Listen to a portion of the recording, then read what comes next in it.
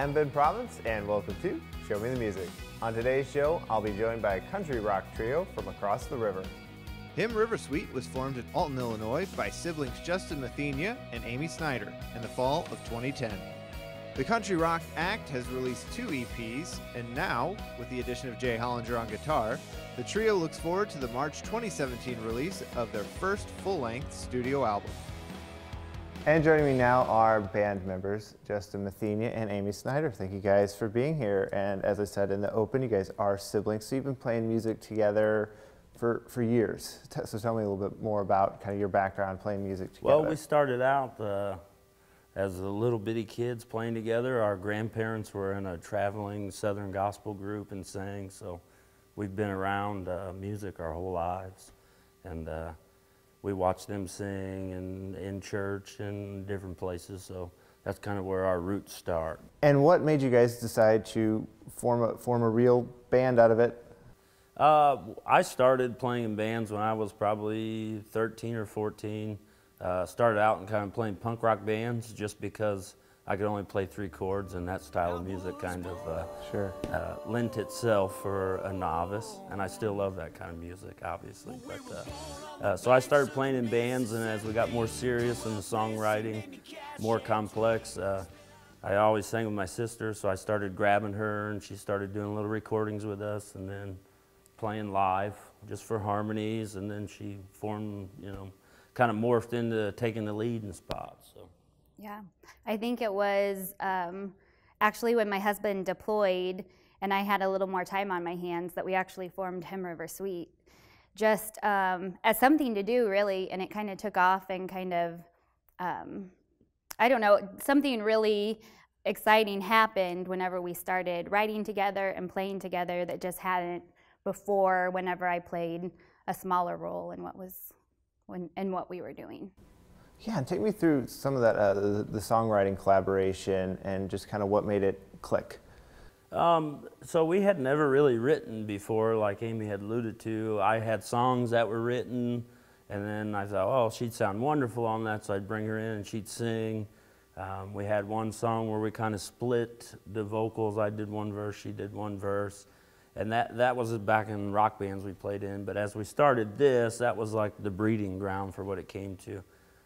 I'd write some stuff, and she'd come over and start, maybe I'd write half of it and tell her I don't have the rest of this, come up with something. And it just jived together really, really well. So. And a lot of times he'd write a song, and he'd have the lyrics, and he'd even have a melody.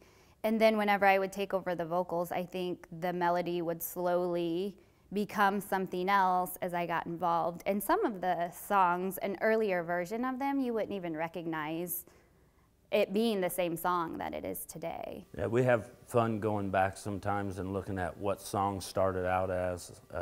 I've got a little recording suite in my basement, and from where they end up, from where they started, sometimes they're not even recognizable. They always end up way better though, so that's a good point. So. And some of the songs, you were telling me off camera, from the forthcoming record, 100 Proof, were released before on EPs in the earlier part of this decade. So can you tell me a little bit about those 2 releases? They were just EPs, but kind of have led up to what's going on now. Yeah, Hymn River Suite, we were playing a bunch of shows, and we didn't have any kind of formal recordings.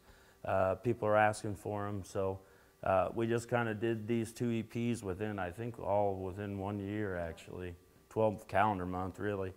And we did these EPs, but they were pretty quick, fast, in a hurry.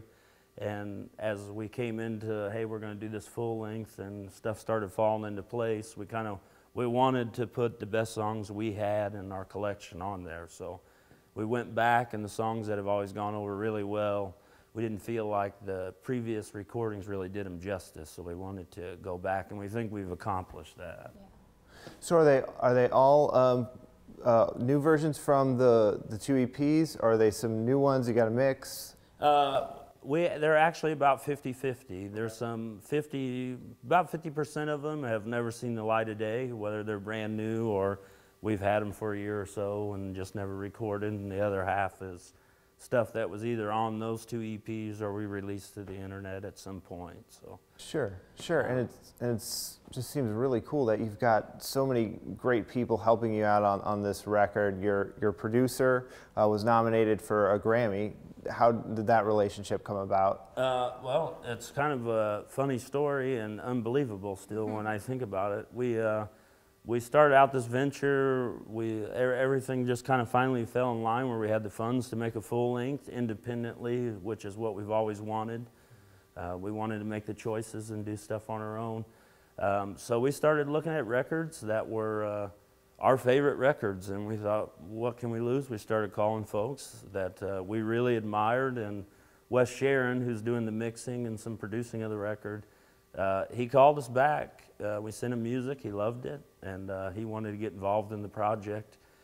He's Grammy nominated for John Fulbright. If you haven't heard of him, you should check him out, he's excellent. And then Dave Collins is mastering the album, which we would have never been able to really get our foot in that door either if it wasn't for Wes. So everything's kind of stacking in, and it's been a lot of fun. It's been a wild ride in a quick, short amount of time. It's been great. So.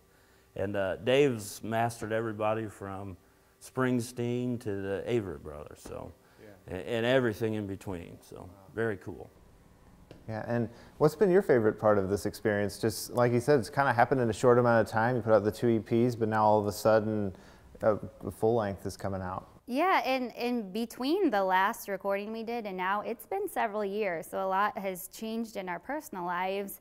And I don't think either of us thought we'd revisit this again. Playing music, we both always wanted to, but with families and careers and that sort of thing, it just didn't seem like a possibility. So whenever everything started happening, we just both agreed that we'd jump in. And like we got to go down to Oklahoma last weekend and meet Wes and see his studio, and just talking to him and hearing stories from some of our favorite bands that he's friends with and stuff like that. It was a really cool experience, even if that's all that came out of this. I mean, that's worth it.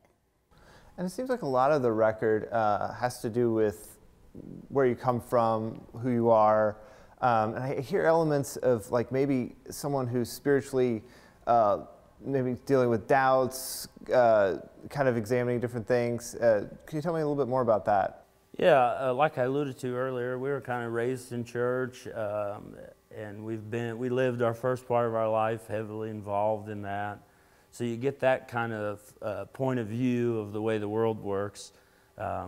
Since I was a kid, obviously, I went into service. I was in Iraq. I was a 50 cal gunner over there. So you kind of start to see things differently.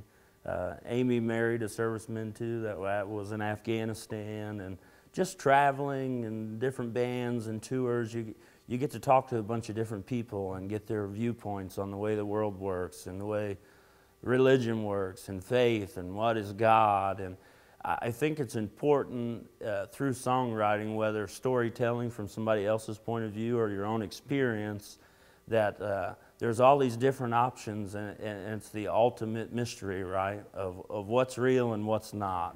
And I think people connect with that because I connect with it. You can only write about what you connect with. And those are things that I juggle, and struggle's probably not the right word, but contemplate. There's so many different possibilities. So I try to grab from that stuff. And whether it's real life, you know, it always comes back to if there's something else, then it changes the way that you deal with whatever situation you're going through. And what are some of the inspirations you draw from, Amy, and what you bring to in the songwriting team? I like old school traditional female country singers like Dolly and Loretta and Patsy Cline and those sorts of voices. So whenever when we're playing out and someone comes to me and says, oh my gosh, you remind me of one of these ladies, it's cool because I don't try to. It's what I listen to and it's what I like. And so whenever someone pulls that out of what I'm doing, even though it may be unintentional, I mean, it's the ultimate compliment for me, definitely. Great. And this group started out as a duo, but it has now become a trio. That is correct. That is correct. And we'll have more on that right after you take a listen to this. And 2 miles north of where you stand, you'll find an old oak tree with my initials and the nose.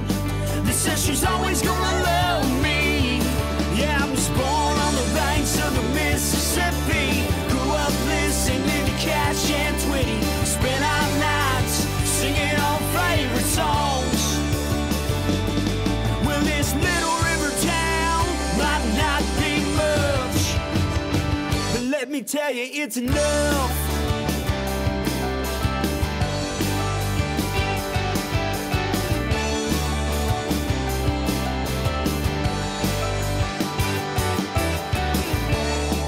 Well, we're back inside the studio with the newest member, Mr. Jay Hollinger. The band has now become a trio, so how did this relationship come about to add Jay to the band? I've watched these guys for years, so I've known Justin for a while. We used to play in a band called Whisperwall back.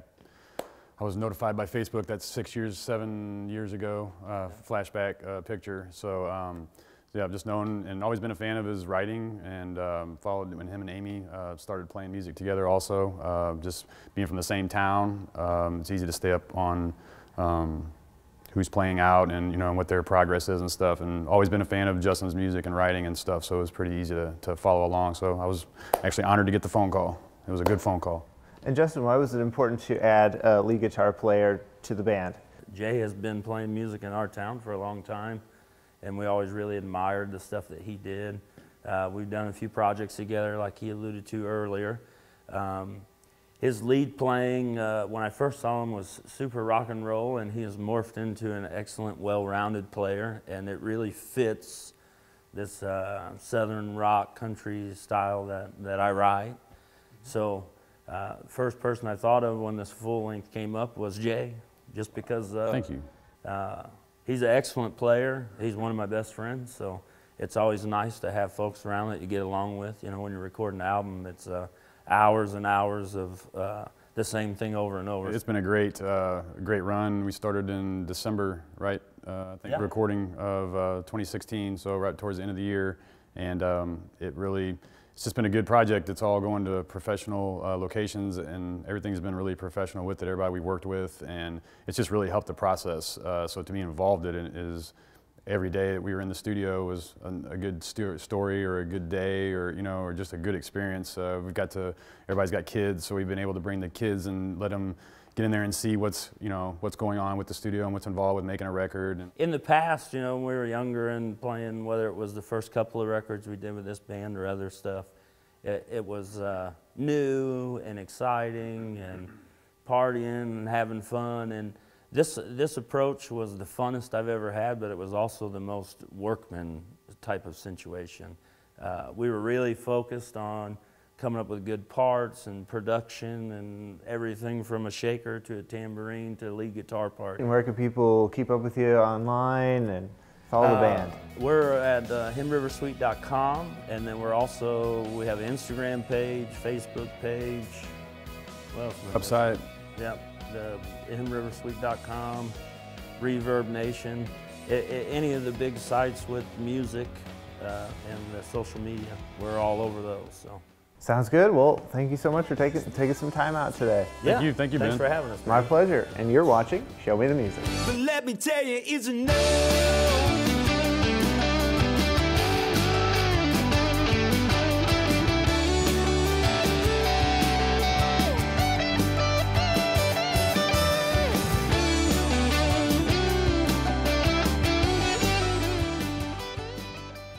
Well, that'll do it for today's show. I want to give a big thank you to Him River Suite for joining me on the program. And on behalf of the entire crew, I'm Ben Province, and I'm asking you to show me the music.